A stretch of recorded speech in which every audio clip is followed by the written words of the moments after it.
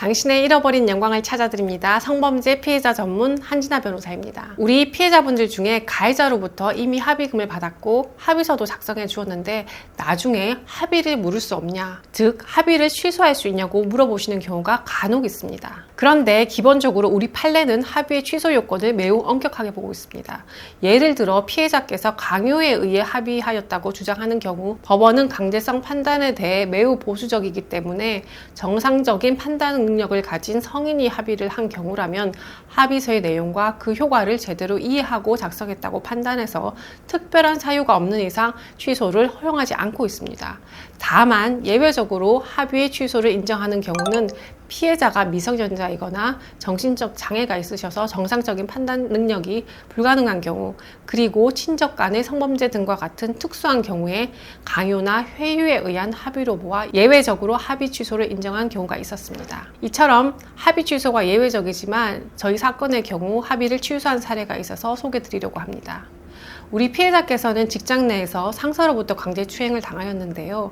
피해자 입장에서는 사건을 크게 만들고 싶지 않아 회사에 가해자와 분리조치만 요구하고 따로 징계 조치를 요청하지는 않았습니다.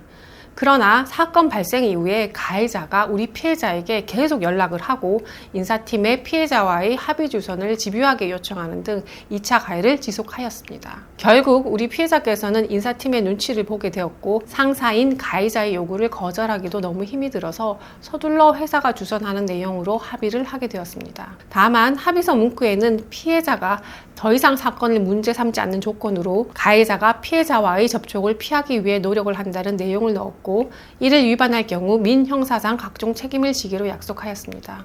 그 후에 마침 회사에 행사가 있었는데 가해자가 노력하면 얼마든지 피해자와의 접촉을 피할 수 있었지만 가해자의 부주의로 피해자는 가해자와 부딪히게 되었습니다. 그 후 피해자는 정신과 치료를 받는 등 매우 고통스러운 상황에 있었습니다. 이때 피해자는 합의를 취소할 수 없느냐며 저희 사무실을 방문하셨습니다. 그래서 저희는 가해자에게 2차 피해에 대한 책임을 물어 내용 증명을 보내 합의 취소 통지를 하였고 고소장을 경찰서에 제출하고 회사에 징계 요청도 하였습니다. 당시 피해자는 외상 후 스트레스 장애 진단을 받을 정도로 매우 고통스러워했기 때문에 강제추행치상으로 기소가 되었습니다.